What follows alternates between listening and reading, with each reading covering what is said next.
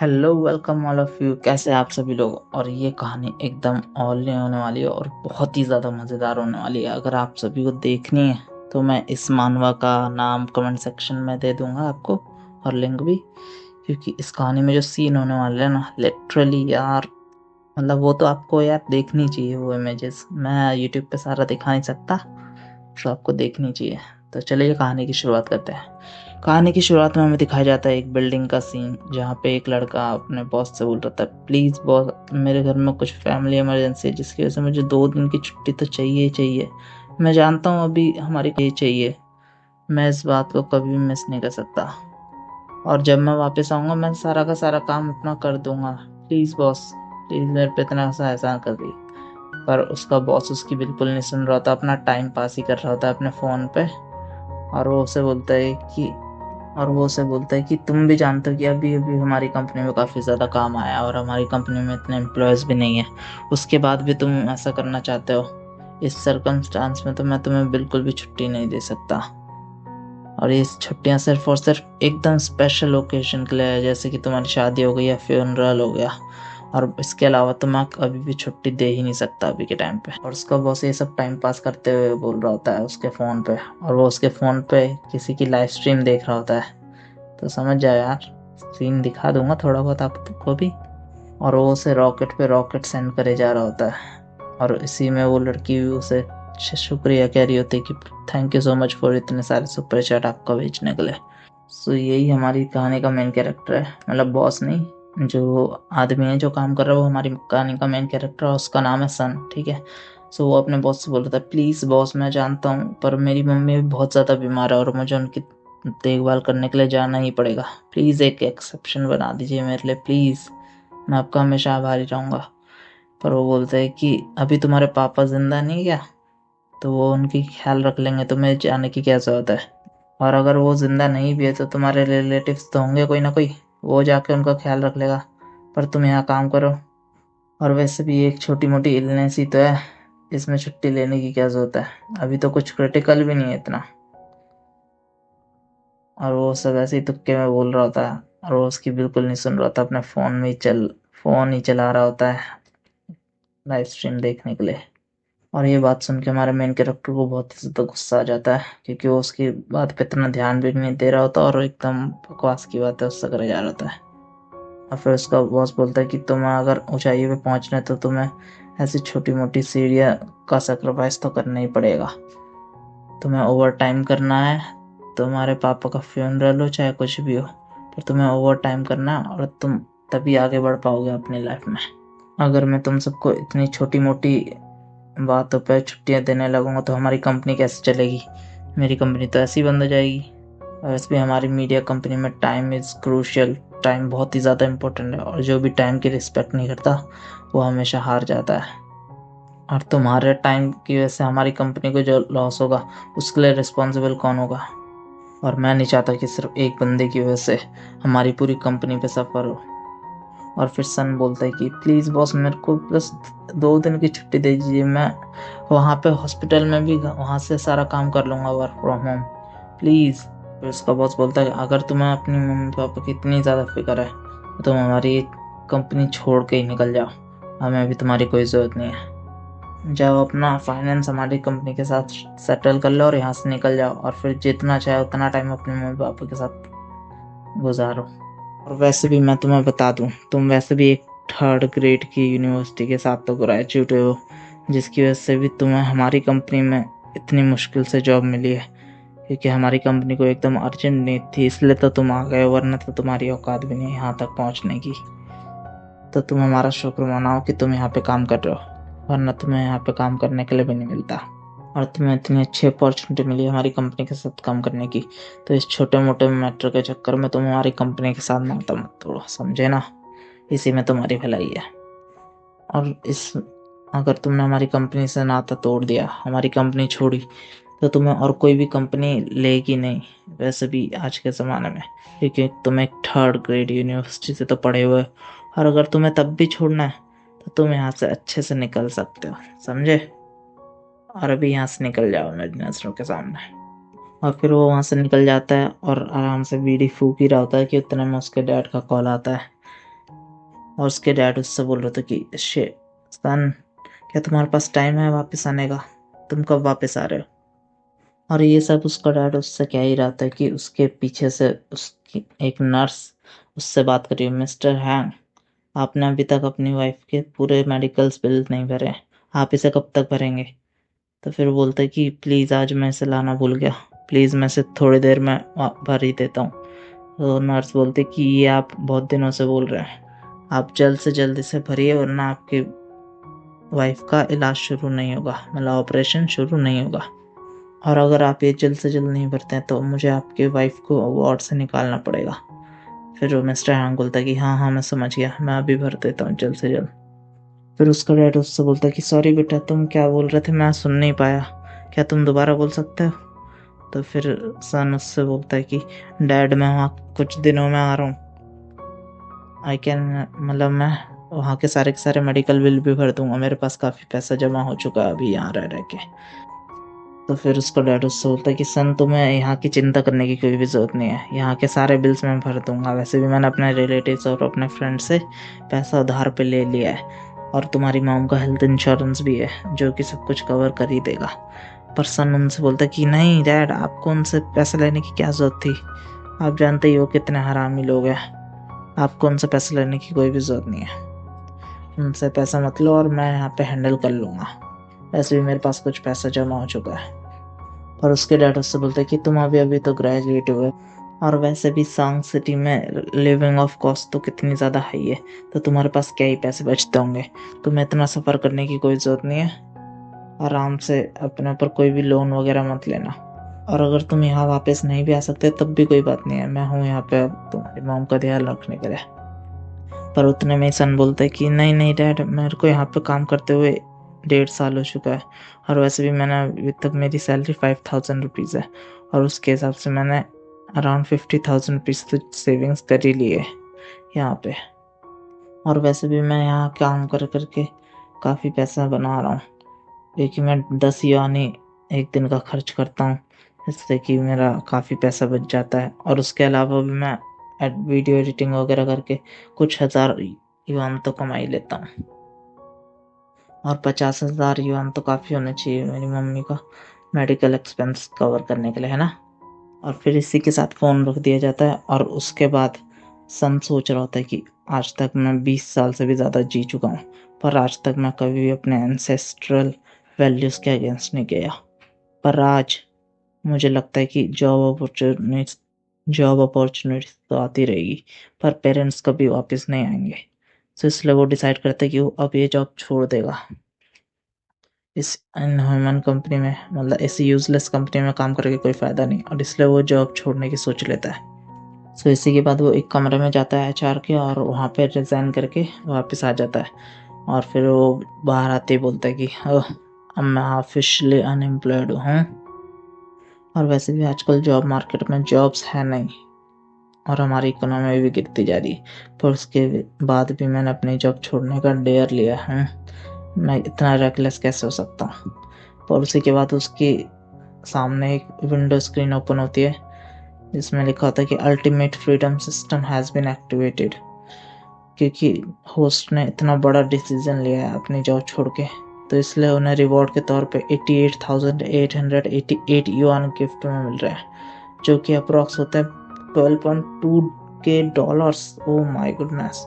और ये सुनते ही तो भाई हमारे एमसी की भी एकदम पसीने छूट जाता है, वो एकदम शॉक हो जाता है, और हमारा मेन कैरेक्टर इधर उधर देखने लगता है कि कोई ना कोई तो मेरे साथ मजाक कर रहा है, ये कैसे हो सकता है? और फिर इसी के बाद उसका सिस्टम उसे बोलता है कि मास्टर प्लीज़ अपना फ़ोन में चेक करिए, आपके पास मनी ट्रांसफ़र कर दिया गया है।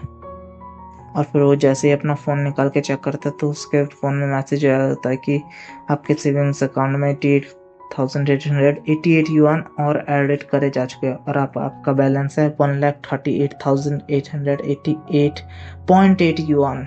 वाह भाई साहब।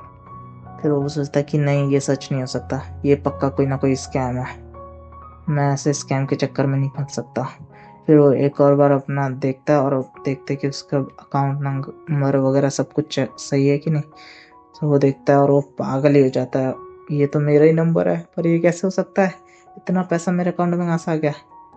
फिर उसके सामने उसका सिस्टम अपेयर होता है और फिर वो उससे बोलता है कि मास्टर आपको इतना डाउट करने की कोई ज़रूरत नहीं है, आपने एक सिस्टम अवेकन करा है, अब आपको खुल के जीना चाहिए।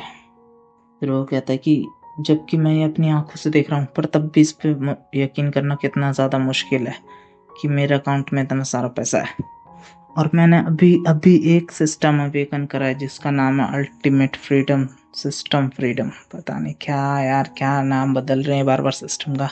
सो मैंने एक सिस्टम अवेकन कर लिया है और वो भी तब जब मैंने अपनी जॉब छोड़ी। कितना रेडिकुलस है यार ये सब समझना, पर यही अब हकीकत है। और ये सिस्टम मेरी लाइफ में एक अपॉर्चुनिटी की तरह है और वो ये सब सोच ही रहा होता है कि उसके पास एक सेक्सी बंदी आ जाती है। भाई लिटरली यार मैं पूरा सीन दिखाना चाहता हूँ आपको, पर यार यूट्यूब सेंसर कर देगा, वीडियो ही उड़ा देगा मेरी। तो प्लीज़ जाके देख लेना मानवा क्लैन पे जाके, ठीक है, देखना है आपको तो। और फिर वो लड़की उससे बोलती कि क्या तुमने मेरी लाइव स्ट्रीम का प्रिपरेशन शुरू कर दी। फिर हमें उस लड़की के बारे में बताया जाता है जिसका नाम होता है गाओ वैन। एक सिंगिंग एंड डांसिंग ब्लॉगर है जिसके 8 मिलियन से ज़्यादा फैन है अक्रॉस द नेटवर्क और वो नंबर 1 भी है अपने प्लेटफॉर्म पे। सो सन उसे देख के बोलता है कि गाओ वैन तुम। सो फिर वो उससे दोबारा पूछती है क्या तुमने कर दिया। सो फिर वो बोलता है कि मैंने कर दिया क्या, मतलब देख रहे उसका ध्यान ही नहीं होता और उसकी नाक से खून भी निकलने लगता है, वो उसके इतना पास आ जाती है। सो फिर वो उससे बोलते कि क्या तुमने क्या पूछा अभी। सो उससे बोलते कि तुम यहाँ पे ध्यान दो, मैं बोल रही हूँ कि तुम इतना डिस्ट्रैक्ट क्यों और तुमने अब जाके मुझे नोटिस करा है। और उसकी तब नाक खींचती है। ओ भाई यार क्या सीन है यार लिटरली। फिर वो बोलता है उससे कि तुम्हारी अभी भी आदत नहीं गई किसी के साथ मजाक करने की है। फिर वो उससे दोबारा बोलते हैं कि मैं बोल रही हूँ कि तुमने अभी तक मेरी अरेंजमेंट कर दी कि नहीं ऑपरेशनल रिसोर्सेस की। तो फिर उससे बोलते कि और वैसे भी आजकल बहुत ज़्यादा व्यूइंग गिरती जा रही है मेरी। फिर हमें गाओयान के बारे में बताया जाता है कि वो उसका नाम गाओयान है और वो टॉप फीमेल इंटरनेट सेलिब्रिटी है और सन हमारा उसे मैनेज करता है उसकी स्ट्रीमिंग ऑपरेशंस के लिए। और ऑनलाइन उसे सबसे सेक्सीएस्ट डांस गॉडेस के लिए जानते हैं। ऑफलाइन में वो बहुत ही ज़्यादा फ्रेंडली और बिल्कुल भी एरोगेंट उसके अंदर। मतलब यार ऐसी लड़की सोचो जो इतनी ज़्यादा खूबसूरत है और उसके अंदर बिल्कुल भी एरोगेंस नहीं है यार लिटरली। भाई ये कैसा कैरेक्टर बना दिया यार। और तुम उसका फ्लॉ बोल लो या फिर स्ट्रेंथ बोल लो कि वो सभी के साथ जोक करती रहती है, बहुत ज़्यादा जोक करती है मतलब। सो फिर हमारा सन उससे बोलता है कि सॉरी पर मैंने नहीं करा क्योंकि मैंने ऑलरेडी रिज़ाइन कर दिया है और इसके लिए तुम्हें कोई और बंदा मिल जाएगा जो कि तुम्हारी ये सब चीज़ें संभाल लेगा। सो फिर इसको सुन के तो भाई गायान एकदम शॉक हो जाती है और बोलती है कि इतना जल्द अचानक से तुमने अपनी जॉब क्यों छोड़ दी। और फिर सन सोच रहा होता है कि ऑल्दो गायान किसी को भी नीचे नहीं देखती पर वो मेरे पे कुछ ज़्यादा ही ध्यान देती है क्योंकि मैं फैमिलियर हूँ ज़्यादा उससे, क्योंकि मुझे ज़्यादा अच्छे से इन्फ्लुएंस ऑपरेशन संभालना आता है तो इसलिए मेरे लिए अच्छे से खुल के बात करती है। और उसके बाद ही हमारा सन उससे आराम से बोल देता है कि मैंने इसलिए रिज़ाइन कर दिया क्योंकि सभी के अपने अपने अलग रास्ते होते हैं और अब मुझे कहीं और काम करके भी एक्सप्लोर करना चाहिए। और ये सब बोल के भाई हमारा सन एकदम स्माइल कर ही रहा होता है और सोच रहा होता है कि यार मैं कितना ज़्यादा क्लियर हेडेड बन गया हूँ, अब मैं कितना आसानी से बातों को कर दे रहा हूँ। पर हमारी गायान उससे बोल रही होती कि प्लीज़ तुम इतनी जल्दी क्या तुम्हें रिज़ाइन करने की, अभी भी मैं तुम्हें ही प्रेफर करूँगी और मैं इतना जल्दी किसी और को ट्रस्ट कैसे कर लूँ। फिर हमारा सन उससे बोलता कि मैंने पहले ही सारे के सारे प्रोसीजर्स पूरे कर दिए और अब मेरा रोकना तो इम्पॉसिबल है। फिर सन बोल रहा था उससे कि प्लीज़ मेरे इतना पास मत आओ यार, मैं हैंडल नहीं कर पाऊँगा ये सब, सो प्लीज़ मेरे से थोड़ा सा दूर रोक के ही बात करो। और फिर यही हमारी गायन भी सोच रही थी कि आज ये इतना अजीब सा क्यों बिहेव कर रहा है। और बार तो जब मैं इसके पास आती थी तो ये और ज़्यादा एनर्जेटिक होता था और उसके बाद और अच्छे से काम करता था। फिर हमारी गायन उससे बोलती कि क्या तुम मुझे ऐसे ही कैसे ही छोड़ के चले जाना चाहते हो और तुमने इतना अचानक से क्यों रिज़ाइन कर दिया, क्या कुछ हुआ है। और फिर हमारा सन सोच रहा था कि इसे इतना फ़र्क इसलिए पड़ रहा है क्योंकि इसका काम इफेक्ट हो रहा है और इसे मेरे से लेना देना है, इसलिए अदरवाइज मुझे नहीं लगता कि इसे मुझे में बिल्कुल भी इंटरेस्ट होगा। फिर हसन उससे बोलता है कि वैसे भी मैं अपने आप को एक लंबी वेकेशन देना चाहता हूँ, क्योंकि मैं थक चुका हूँ इस कंपनी में काम करते करते। तो फिर वो उससे बोलती कि अच्छा, तो तुम अब किस कंपनी में काम करने के ले जा रहे हो, बताओ। अगर तुम इसे छोड़ रहे हो तो तुम किसी ना किसी कंपनी में तो जा रहे होंगे, और कल तुम हमारे कॉम्पिटिटर बन जाओगे, और वैसे भी तुम्हें मेरे सारे सीक्रेट्स पता है। और ये सब भाई गायन एकदम चिपक के बोल रही होती है हमारे सन से। और फिर वो भाई इतना ज़्यादा एक्साइटेड हो जाता है कि अब मैं और नहीं रुक सकता, और नहीं रुक सकता, और उसके नाक से खून बह जाता है बहुत सारा। और यही सब सोचते हुए हमारा सन सोचा था कि भले मैं इस सिस्टम की वजह से बिलियनर तो बन ही जाऊंगा, पर मैं ब्यूटी को तब भी कैसे रेजिस्ट कर सकता हूँ। और उसके नाक से खून निकल ही जा रहा होता है यार। मतलब भाई सीन देखोगे ना तो तुम्हारी नाक से भी खून निकल जाएगा, मैं सच बता रहा हूँ। फिर हमारा सन गायन से बचने के लिए बोल देता है कि क्या तुमने अपना मेकअप ढंग से नहीं करा, तुम्हारी नाक पे मुझे कुछ दिख रहा है। तो बोलती क्या मेरी नाक पे। फिर वो अपना मिरर निकालने लग जाती है और अपने नाक को देखने लगती है कि क्या ये कैसे हो सकता है, मैं अभी क्या अभी लाइव स्ट्रीम में जाने वाली थी और मैं ऐसे लाइव स्ट्रीम में जाती। यार मुझे तो कुछ दिख ही नहीं रहा, पता नहीं क्या सिस्टम है। और तभी सिस्टम की विंडो स्क्रीन ओपन होती है और उससे बोलती कि आपने इतनी बड़ी ब्यूटी को ठुकरा दिया, और इसके लिए सिस्टम आपको रिवॉर्ड दे रहा है 23,333 युआन का। और फिर ये देख के तो हमारा सन भी शॉक हो जाता है कि अब उसके अकाउंट में 23,333 युआन और ऐड हो चुके हैं, और उसके अब अकाउंट में टोटल है 1,62,221 युआन। भाई एक दिन में ही अच्छा खासा पैसा कमा लिया। और फिर हमारा सन सोच रहा था कि ये होती है असली freedom, the ultimate freedom system. जो कि हमारे सन को शुक्रिया बोल रही थी कि अच्छा है तुमने मुझे ये याद दिला दिया, मैं तो इस पर नोटिस ही नहीं करा था, और अभी मैं लाइव स्ट्रीम पे जाने ही वाली थी। तो फिर हमारे हम श्रेया बोलती कि अब हमारी श्रेया हम बोलती है उससे कि अब तुमने रिज़ाइन कर दिया तो अब मैं तुम्हें रोक तो सकती नहीं हूँ। सो अब हमें शायद फ्यूचर में अपॉर्चुनिटीज़ मेरे साथ में काम करने की। और भाई अपॉर्चुनिटीज़ बहुत ही ज़्यादा बड़ी बड़ी है यार सच में। और वो उससे विश करती कि मैं होप करती हूँ कि तुम्हारा एक फ्यूचर ब्राइट हो। और फिर ये सोचती भाई हमारा सन तो एकदम शॉक हो जाता है कि भाई अभी अभी मैंने इसको इसका फ्लॉ बताया, और उसके बाद भी ये कितनी ज़्यादा काम है, और मेरे से तब भी कितने अच्छे से बात कर रही है। और अगर इसकी जगह कोई और लड़की होती तो भाई वो तो अभी तक मेरे सर पे चढ़ जाती। और ये अभी भी कितना अच्छा बनने का नाटक कर रही है, क्या ये नाटक कर रही है इतने अच्छे बनने का, या फिर ये सीरियस है। और भाई मैं सच बता दूँ तो ये अच्छी ही है सच में, आगे जाके पता लग जाएगा तुम्हें वैसे भी।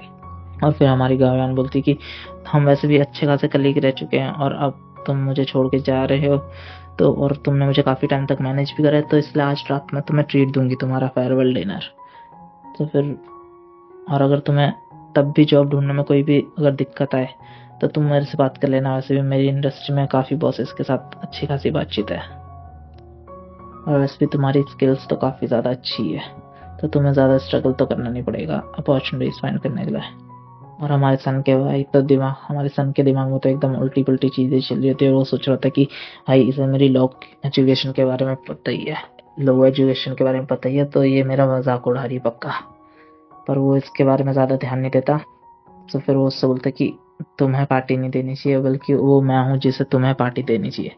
सो आज की ट्रीट मेरी तरफ से। पर फिर वो हमारे सन से बोलते कि नहीं नहीं, मैं तुमसे पार्टी कैसे ले सकती हूँ, वैसे भी तुम्हारी सैलरी तो कुछ ज़्यादा है नहीं, तो तुम्हें अपने पैसों को बचाना चाहिए, और आज की पार्टी मेरी तरफ से। सो फिर हमारा सन उससे बोलता है कि हाँ जैसा कि मैं आज छोड़ रहा हूँ तो तुम्हें इतना ज़्यादा मतलब वो ज़्यादा होने की ज़रूरत नहीं है। और वैसे ही हम फ्यूचर में कोलैबोरेट करेंगे, तो ये हमारी कोलैबोरेशन पार्टी समझ कर मेरी तरफ से। और वो उसे थैंक्स करता है कि थैंक्स सिस्टर गायन मेरे को सपोर्ट करने के लिए मेरे इस टाइम में। और वो उससे बोल रही थी कि और अब मुझे पता लग रहा है कि तुम अब यहाँ से छोड़ के जा रहे हो, तब मुझे पता लग रहा है कि मैं तुम्हें अभी तक अच्छे से जानती ही नहीं। तो फिर हमारे सन उससे बोलते हैं कि वैसे भी मेरा पैकअप हो ही चुका है, तो अब मैं यहाँ से निकल रहा हूँ, मैं तुम्हें कांटेक्ट कर दूंगा डिनर के लिए, ठीक है, आफ्टर वर्क। तो फिर वो ये बोल के वहाँ से निकल जाता है। और फिर सन अपनी बैक स्टोरी थोड़ा सा बताता है कि पहले तो मैं बिल्कुल भी ट्रांसपोर्टेशन का यूज़ नहीं करता था, मैं जितना ज़्यादा हो सके उतना पैदल ही चल के पॉसिबल जितना ज़्यादा हो सके उतना पैदल ही चले जाता ताकि मेरे थोड़े पैसे बच सके। और यहाँ तक कि मैं टैक्सी भी नहीं ले पाता था जब तक कि बहुत ज़्यादा ज़रूरी ना हो जाए। और जब रात के 11 बजे के बाद पब्लिक ट्रांसपोर्ट बंद हो जाता उसके बाद ही मैं कभी कभार कार रेंट पे लेता था, वो भी पूल करके। और जब तक कि कार पूलिंग भी एक लग्जरी है मेरी डेली लाइफ में, पर आज मैं एकदम लग्जरी कार में बैठूंगा। सो एकदम लग्जरी कार बुक कर लेता है अपने लिए, और जिसका अमाउंट होता है भाई 69.75 युआन, जो कि मैं बता दूं भाई नियरली ना करके भी भाई काफ़ी दिन की सैलरी हो जाएगी हमारे बंदे की। तो फिर हमारे सन के पास एक लग्जरी कार आके रुक जाती है और उसका ड्राइवर से बोलता है कि प्लीज़ सर अंदर बैठिए। तो फिर हमारा सन सोचता है कि ओह, तो इसलिए से लग्जरी बोलते हैं, इसे यहाँ आने में बिल्कुल भी टाइम नहीं लगा और इतनी ज़्यादा लग्जरी भाई साहब। फिर हमारा सन उससे बोलता है कि इतनी ज़्यादा स्मूथ लाइन, इतना अच्छा इंजन साउंड, ओ भाई साहब। और फिर हमारा सन सोचता है कि भाई मैंने अपनी ज़िंदगी में बहुत ही ज़्यादा बड़ा लीप ले लिया। लीप क्यों? देखो कि पहले वो पैदल चलता था और अब ना वो नॉर्मल कार में जा रहा है, जबकि लग्जरी कार को उसने बुक कर दिया। तो ये बहुत बड़ा लीप ही हो गया। आज मैं टोटली एक डिफरेंट बंदा हूँ। और उसका ड्राइवर उससे बार बार बोलता है please sir get in the car. और फिर तभी उसके सामने उसके सिस्टम की विंडो आ जाती है और जो उससे बोलते हैं कि होस्ट बहुत ज़्यादा जेनरस फील कर रहा है, टैक्सी का प्राइस देखे बिना उसने टैक्सी को बुला लिया। इतना बड़ा काम करके उसको रिवॉर्ड मिल रहा है, 50,000 युआन का रिवॉर्ड मिल रहा है भाई साहब, लिटरली 50,000 युआन। और फिर उसका ड्राइवर उससे पूछता है कि बॉस मैं आपको कहाँ छोड़ूं। तो फिर उससे बोलता है कि बॉक्सिंग रोड पे इंटरसेक्शन के वहाँ मुझे छोड़ देना, मैं वहाँ से खुद ही चले जाऊँगा पैनकेक शॉप में। और फिर ये बोलते ही ड्राइवर अपना एक्सीलरेटर पे जैसे ही पाँव रखता है भाई एकदम से पुश आता है और सन सोचता है कि तो ऐसा फील करता है एक लग्जरी कार का पुश। और फिर हमारी कार पैनकेक शॉप के आगे आके रुक जाती है और उसकी गाड़ी से निकलता है हमारा सन। उस पैनकेक शॉप की ओनर उससे बोलती कि अच्छा सन तुम यहाँ पे वापस आ चुके हो, तो तुम्हारा तो सेम ही ऑर्डर रहेगा ना जो कि तुम हमेशा यूजुअली यूज करते हो, एक pancake without egg and sausage, है ना? तो फिर हमारा सन बोलता कि नहीं, आज मुझे चाहिए, आई वांट 2 एक्स्ट्रा एग के साथ और 2 प्योर मीट की सॉसेजेस भी मुझे उसके साथ चाहिए। और फिर अपना थोड़ा सा पास्ट में सोचते कि जब मैं 5,000 युआन कमाता था महीने का, तब मैं 800 युआन तो रेंट पे ही भर देता था और टोटल 20 युआन होते थे मेरे पास खर्च करने के लिए, जिसकी वजह से मैं अपने डेली फूड पे सिर्फ एक पैनकेक ही खरीद पाता था जो कि 8 युआन का होता था विदाउट एग के। इसलिए मैं विदाउट एग वाला ही पैनकेक हमेशा लेता था क्योंकि वो हमेशा सस्ता पड़ता था। और मैं अब 8 युआन के उससे सीधा 15 युआन की मील पे आ चुका हूँ। ये सच में एक बहुत बड़ी जंप है। और ना सिर्फ मैंने 2 एग एक्स्ट्रा डलवाए बल्कि 2 मीट सॉसेजेस भी एक्स्ट्रा मंगवाई है। ये सच में एक बहुत बड़ा लीप है और वो सब ये सोच के खुश हो ही रहा होता है। और ये सब सोच के हमारे उसके आसपास के लोग यही सोच रहे थे कि हम ऐसा शो ऑफ कब करेंगे। भाई ये भी शो ऑफ करने वाली चीज़ है सच में। और फिर इसके बाद हमारा सिस्टम दोबारा से उसके सामने अपेयर हो जाता है और बोलता है कि आपने अपनी लाइफ में एक अच्छा खासा लीप लिया है। पहले आप बिना एग के पैनकेक खाते थे और आप अब एग के साथ सीधा मीट सॉसेज भी ऑर्डर करा है, तो इसलिए आपको रिवॉर्ड के तौर पर 20,000 युआन मिल रहे हैं। भाई लिटरली यार क्या सिस्टम है, मैं तो बोलूँ क्या ही सिस्टम है। और फिर वो सब लेके वहाँ शॉप से निकल जाता है और सोच ही रहा होता है कि वाह यार क्या जिंदगी हो गई है मेरी। और अगली बार अब मैं 5 एग एक साथ डलवाऊंगा अपने पैनकेक पे और ज़्यादा मज़ा आ जाएगा। और फिर हमारा सन सोच रहा था कि जब मैं गरीब था, जब मैं पढ़ रहा था, तब मैं इतना ज़्यादा ब्रोक था कि मैं एंटरटेन करना भी अफोर्ड नहीं कर सकता था अपने आप को। और जब मैंने कमाना शुरू करा तब मेरे पास ना ही पैसा था और ना ही इतना टाइम था कि मैं अपने जाके अपने आप को एंटरटेनमेंट कर पाऊँ। सो अब मैं एक नॉर्मल आदमी की तरह अपने आप को एंटरटेन करना चाहता हूँ। और फिर वहाँ से निकल जाता है तो सोचता है कि मुझे एंटरटेन करने के लिए कहाँ जाना चाहिए। सो एक बिल्डिंग के आगे आ जाता है और फिर उसके दिमाग में आइडिया आता है कि हाँ, मैं ये भूल कैसे गया, अब मेरे पास इतना सारा पैसा है तो मुझे शॉपिंग मॉल में जाना चाहिए शॉप करने के लिए। और वैसे भी मैं आज डिनर पे जा रहा हूँ एक खूबसूरत लड़की के साथ, तो फिर वहाँ पे तो अच्छे खासे कपड़े लेके ही जाने पड़ेंगे। और वैसे भी वहाँ के रेस्टोरेंट्स के अलग अलग ड्रेस कोड होते हैं तो मुझे ड्रेसेस लेनी पड़ेगी और मेरी अभी की आउटफिट तो बिल्कुल भी स्टैंडर्ड नहीं है। और फिर ये सोचते ही सोचते हमारा मेन कैरेक्टर लसन विटॉन के सामने आ जाता है भाई साहब, और वो और सब भी शॉप्स देख ही रहा होता है, पर उसे भाई इंग्लिश पढ़नी नहीं आती। भाई इंग्लिश पढ़नी नहीं आती, ये बंदे काम करते हैं कंपनी में, सोच लो भाई क्या ही सीन होगा कंपनी का फिर। और फिर बोलता है कि ये मॉल में इतने सारे संतरों की खुशबू क्यों फैली हुई है, और यहाँ पे सभी का नाम इंग्लिश में क्यों है, मैं बिल्कुल भी समझ नहीं पा रहा मुझे कहाँ जाना चाहिए, और इतने बड़े मॉल में एक भी एडिडास का शोरूम मुझे क्यों नहीं दिख रहा है। फिर वो अपने आप पे मजाक उड़ाते हुए बोलता कि देखो मेरी सोच अभी भी कितनी छोटी है, कि भाई मैं अभी भी भाई वो छोटा सा शोरूम में ढूंढ रहा हूँ, अब तो मेरे पास इतना पैसा है कि मैं किसी भी स्टोर में जाके कुछ भी खरीदारी कर सकता हूँ। फिर वो लसन विटॉन के शोरूम में जाके घुस जाता है, और वहाँ के सेल्स पर्सन से बोलता है कि एक कस्टमर है यहाँ पे, पर सब के सब उसे इग्नोर कर देते हैं, क्योंकि सोच रहे थे कि इतना छोटा मोटा कस्टमर ही होगा, के पास इतने सारे पैसे तो होंगे नहीं। वो सब बोल रहे होते हैं मैं बिजी हूँ, मैं यहाँ पे नहीं करना चाहती कुछ। और वो सब तो भाई उसे वहीं के वहीं पूरा स्कैन करने लगते, एकदम जज कर जाते हैं कि भाई इसका हेयर स्टाइल एकदम बकवास है, इसके भाई एकदम शर्ट भी एकदम बकवास है, एकदम लग रहा कबाड़ से खरीदी हुई है, डिस्काउंटेड तो इसके स्ट्रीट के पैंट्स है, और इसके जूते तो एकदम ऐसा लग रहा है कि भाई इसने बगल वाली स्ट्रीट से उठाया। तो भाई ये बिल्कुल भी वैल्यूएबल कस्टमर तो नहीं होगा। फिर हमारा मेन कैरेक्टर सोचते कि ये सब मुझे देखने के बाद भी मुझे ऐसे इग्नोर कर रही है क्योंकि मेरे कपड़े ऐसे है ना। फिर हमारा मेन कैरेक्टर बोलता है क्या सच में कोई भी मुझे अटेंड नहीं करना चाहता, वैसे भी मैं यहाँ पे कोई ब्रोक नहीं हूँ, मैं यहाँ पे 1.5 लाख युआन की शॉपिंग करने जाता हूँ करना है। तो फिर वो जैसे ही ये बोलता है भाई सारी की सारी सेल्स पर्सन उसके आगे भिनभिनाने लगती है एकदम ही कि सर प्लीज प्लीज हम मैं आपका टाइम वेस्ट कर दिया, प्लीज इधर आइए, आप इधर बैठिए, हम आपके लिए चाय पानी कुछ लेंगे, आप क्या लेंगे बताइए, मैं वो लेके आते हैं, आपको कहीं भी जाने की जरूरत नहीं है, हम सब आपको यहीं पे ला के दिखा देंगे। आप क्या ढूंढना है यहाँ पे, क्लोथ्स चाहिए आपको, बैग चाहिए, क्या चाहिए सर। और फिर हमने देखा था भाई मनी सच में बोल नहीं सकता पर वो बोल सकता है। और फिर वो शॉपिंग करके वहां से निकल जाता है, और फिर उसके वहाँ के सेल्स पर्सन बोलता है कि प्लीज वापस जरूर आइए ना, आइएगा। और फिर सन बोल रहा था कि जरूर, लग्जरी स्टोर की सर्विस एकदम एक नंबर होती है, आपको अपने बैग्स भी खुद उठाने की जरूरत नहीं होती, आपको बैग्स छोड़ने के लिए भी एक बंदा आता है नीचे तक। फिर वो लड़की उससे बोल रही थी कि सर प्लीज अगर आपके पास टाइम है तो आप हमारी ज्वेलरी एप्रिसिएशन इवेंट में भी जरूर आना इस आखिरी मंथ। तो बोलता है कि अगर मेरे पास टाइम हुआ तो जरूर आऊंगा। फिर वो लड़की से बोलती है कि क्या आप चाहते हैं कि मैं आपका सामान आपके रेजिडेंस पे ड्रॉप कर दूं। फिर वो बोलता है कि नहीं नहीं इसकी कोई जरूरत नहीं, मैं अपने आप ले जा सकता हूँ।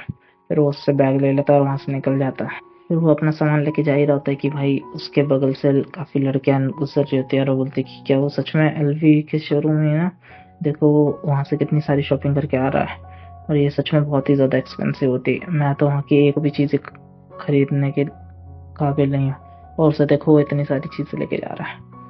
और फिर हमारा सिस्टम दोबारा से अपेयर हो जाता है भाई हमारे इसके सामने, और बोलता है कि वाह तुमने अपने 3 साल की सैलरी भाई एक ही शॉपिंग में उड़ा दी है, तुम बहुत ज्यादा करेजियस हो गए हो, इसलिए सिस्टम तुम्हें भाई 6,60,000 युआन देता है तुम्हारे इतने बढ़िया बिहेवियर के लिए। अरे यार मुझे अभी एक चीज समझ आई भाई, हमारा मेन कैरेक्टर यार अच्छा नहीं है यार।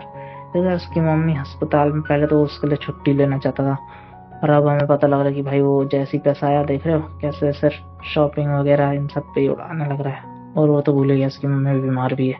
इतने में तो भाई कोई बंदा अगर सीरियस हो तो भाई वो निकल नहीं जाता अपनी मॉम से बात करने के लिए, है ना।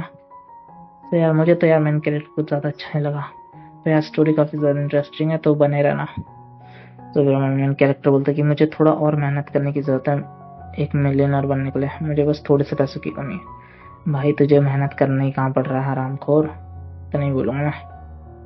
तो इसके बाद हमारा मेन कैरेक्टर तैयार होके एकदम एक बढ़िया से होटल के सामने आ जाता है, और वो उसके अंदर जाता है तो उसके सामने एक लेडी आकर उससे बोलती कि मिस्टर हाँ आइए मैं आपको आपके रिजर्व रूम की तरफ ले चलती हूँ, प्लीज फॉलो मी।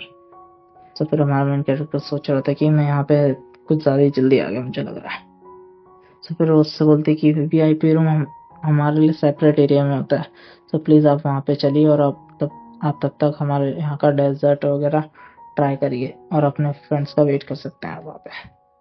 फिर हमारा मेन कैरेक्टर सोचता है कि हाँ कपड़े सच में बहुत ज़्यादा मैटर करते हैं, क्योंकि मेरी पिछले टाइम में जब मैं गरीब था तब मैंने कभी भी ऐसा लग्जरी इंजॉय नहीं करा ट्रीटमेंट इस तरह की जगह पे। सो फिर वो वेट्रेस उसे उसके कमरे में ले आती है और उससे बोलती है कि यहाँ पे आपका चाय पानी डेजर्ट वगैरह सब कुछ है, अगर आपको किसी और चीज़ की जरूरत हो तो प्लीज़ आप बेल रिंग करना, और अब मैं आपको डिस्टर्ब नहीं करती, so please enjoy your meal. So फिर हमारा मैन कैरेक्टर सोचा था कि सांग सिटी को 40th फ्लोर से देखना भाई एकदम ही अलग एक्सपीरियंस है, मैंने आपसे पहले ये ऐसा नज़ारा कभी नहीं देखा। जब तक तुम्हारे पास पैसा तब तक तुम बेस्ट सर्विस एंजॉय कर सकते हो, जब तक तुम्हारे पास पैसा है तब तक तुम उन ऊंचाइयों को छू सकते हो जहां तक कोई भी पहुंच नहीं सकता। तो फिर ये सोच ही रहा था कि पहले मुझे ये मनी अपने डैड को भेज देनी चाहिए, पर मुझे लगता है कि वो थोड़ा कुछ ज़्यादा शौक ना आ जाए, इसलिए मुझे थोड़ा कम पैसा भेजना चाहिए। पर वो जैसे ही ट्रांसफ़र का बटन होता है 1 लाख युआन सेंड हो जाते हैं उसके मोबाइल से। फिर ये सोचता है कि काश मेरे मम्मी पापा को ज़्यादा ही शौक ना हो जाए इतना पैसा देख के। और फिर तभी हमें सीन दिखाया जाता है, सीन दिखाया जाता है भाई, लिटरली सीन, काश मैं सीन यूट्यूब पे डाल पाता। तो तभी हमें गाओयान का सीन दिखाया जाता है, और जो कि अपने लाइव स्ट्रीम में बोल रहे थे कि अगर आपको तब मेरा डांस इतना ज़्यादा पसंद आ रहा है तो प्लीज़ मुझे रॉकेट सेंड करिए जल्दी जल्दी थोड़ा। और फिर वो अपने टॉप फैन से बोल रहे थे कि प्लीज़ मेरे टॉप फैन आपके रॉकेट्स को सभी बहुत ज़्यादा मिस कर रहे हैं, तो प्लीज़ जल्द से जल्द। और भाई यार सीन यार, छोड़ो एक्सप्लेनेशन यार, थोड़ा बाद में देता हूँ, सीन एंजॉय करने दो यार। यार अगर मैं ये सीन डाल पाता ना काश यूट्यूब तो भाई बवाल मच जाता सीरियसली। और फिर अपने टॉप फैन से बोल रही थी कि अभी आपको अपना डोमिनेंस दिखाने का वक्त आ गया है, तो प्लीज़ जल्द से जल्द रॉकेट भेजिए। और तभी हमारा सन सोच रहा था कि मैंने गायन को लोकेशन और तो भेज दी है रेस्टोरेंट की, पर अभी तक उसने वो देखी नहीं है, और ना उसने रिप्लाई करा, तो वो पक्का लाइव स्ट्रीम कर रही होगी। और तभी हमारा मेन कैरेक्टर भी उसे रॉकेट सेंड कर देता है। और फिर वो लाइव स्ट्रीम ये कह के बंद कर देते कि आज के लिए बहुत हुआ, सो कल मिलते हैं, सो आज के लिए इतना ही, कल मिलते हैं, ठीक है। और फिर हमें गायन को दिखाया जाता है जो बहुत ही ज़्यादा थक चुकी होती है भाई डांस कर करके। और तभी उसके कमरे में 2 लड़कियां और एंटर करती है और वो उससे बोलती कि तो आज हमारा क्या खाने का कहाँ जाके खाना खाने का प्लान है गायन। तो गायन बोलती कि आज मेरे पहले से ही कुछ प्लान है तो तुम अपना देख लो। तो फिर वो लड़कियां उससे बोलती कि अच्छा तुम्हारा प्लान है, तो तुम क्या शुगर डैडी के साथ जाके अपनी पार्टी बनाने वाली हो, ये तो बताओ हमें। तो फिर गायन उसकी तरफ घूर के देखती है, क्या बात कर रही हो तुम, क्या बकवास कर रही हो तुम जानते हो कि मैं ऐसी लड़की नहीं हूँ। तो फिर हमारी गायन उसे बताती है कि नहीं तुम उसे जानती हो पहले से ही, और मैं उसी के साथ लंच पे जा रही हूँ। तो फिर वो लड़की उससे बोलती कि तुम अभी उसे भूल नहीं पा रही क्या, उसने तो अपनी जॉब छोड़ दी और वो तुम्हें कैसे डिनर पे लेके जा सकता है, उसकी तो सैलरी भी इतनी नहीं है। तो फिर गायन बोलती है कि बकवास मत करो, वैसे भी उसने मेरी काफ़ी ज़्यादा हेल्प करी है अपने ऑपरेशन मैनेजर के तौर पे, तो मैं और उसने अब रिज़ाइन भी दे दिया है, सो मैं उसके साथ मील मतलब मैं उसे ट्रीट करना चाहती हूँ, इसलिए मैं जा रही हूँ, मतलब ट्रीट दे रहा है वो मुझे, जो भी हो। सो फिर उसके फ्रेंड से बोलते कि अच्छा वो ट्रीट दे रहा है तो फिर कैसा रहेगा कि मैं भी तुम्हारे साथ चलूँ। तो बोलते कि क्या तुम भी मेरे साथ जाना चाहती हो, बोलते कि ठीक है, पर हम किसी नॉर्मल सी जगह पे जाएंगे खाना खाने के लिए, ठीक है ना। और अगर हम किसी महंगी जगह पे गए तो फिर अगर उसका बिल आया तो वो तुम्हें ही पे करना पड़ेगा, ठीक है, क्योंकि मैं नहीं चाहती कि उसके पे कुछ ज़्यादा बर्डन हो। सो फिर वो उससे बोलते कि अच्छा ठीक है, वैसे भी मैं पूरा दिन काम करके बहुत थक गई हूँ, तो फिर ये एक ट्रीट होगी मेरे लिए अपने आप को। तो फिर वो उससे दूसरी लड़की से भी पूछते कि शेनी आओ, तुम भी आना चाहती हो हमारे साथ, तुम भी हमारे साथ चलो। तो बोलते कि ठीक है पक्का, हम वैसे भी किसी का फ़ायदा नहीं उठाएंगे। और असल में उस लड़की को भाई सन की सच्चाई पता होती है कि भाई वो कितना ज़्यादा गरीब है, कि वो पैनकेक में भाई एक एग तक खरीदने की तो उसकी औकात नहीं, वो इसलिए महंगे रेस्टोरेंट में तो जाएगा नहीं किसी भी। तो फिर वो उससे बोलते कि अच्छा ठीक है हम चलते हैं, बस मैं अपना मेकअप रिमूव वगैरह करके तुमसे पार्किंग लॉट में मिलते हैं, ठीक है। और फिर वो अपना मेकअप वगैरह उतारने लगती है, और फिर हमें पार्किंग लॉट का सीन दिखाया जाता है जहाँ पे हमारी गायन अपनी गाड़ी की चाबी निकालते हुए अपनी गाड़ी को अनलॉक करती है। और ये देख के तो भाई हमारी दोनों की दोनों बाकी लड़कियां भी जल जाती है कि भाई गायन के पास कितनी सही कार है, ठीक है ना। तो फिर हमारी गायन उससे बोलती कि अगर तुम्हें भी ये सब करना है तो तुम भी एक डांस स्ट्रीमर बन के क्यों नहीं देखती। तो उससे बोलते कि नहीं नहीं नहीं मैं डांस स्ट्रीमर कैसे बन सकती हूँ, उसमें तो बहुत ज़्यादा मेहनत लगती है, बहुत ही ज़्यादा स्टेमिना चाहिए होता है उसके लिए, पूरी सुबह से लेकर रात तक नाचो लोगों के लिए, ये मेरे से नहीं होगा। मैं तो सिर्फ वेट कर रही हूँ एक सॉफ्ट हार्टेड टॉप फैन का, जो कि मेरे लिए ये सब कर दे एकदम आसानी से, समझ रहे हो ना। तो फिर वो उससे बोलते कि शान किंग तुम कुछ ज्यादा ही सोचती हो। तो उससे बोलते कि शान यार तुम्हें कुछ ज्यादा ही सोच रही हो, हमारी इंडस्ट्री में वैसे भी कुछ ज्यादा स्पॉन्सर्स है नहीं, और जो है भी तो फिर उनके साथ हमें मतलब रिलेशन ढंग से मैनेज करके रखना चाहिए, हमें उनके ज्यादा क्लोज नहीं चलना चाहिए, वरना वो हमें भी तबाह करके रख देंगे। तो फिर वो उससे बोलते कि गायन क्या हमारे ड्रीम्स भी नहीं हो सकते क्या।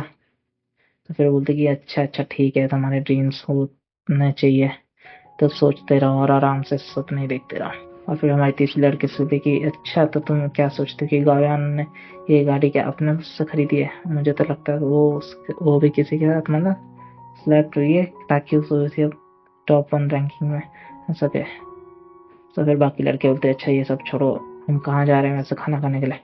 तो फिर हमारी गायन उससे बोलती कि अच्छा मैंने देखा ही नहीं ये तो फिर वो अपने मोबाइल में चेक करती है। तो बोलते वो देखते शॉक हो जाती है लोकेशन को, और बोलते कि ये कैसे हो सकता है। तो फिर वो बाकी लड़कियां उससे बोलती कि ये कुछ ज्यादा ही चीप होगा, इसलिए अभी से शॉक हो गई है। तो ठीक है, बाय बाय।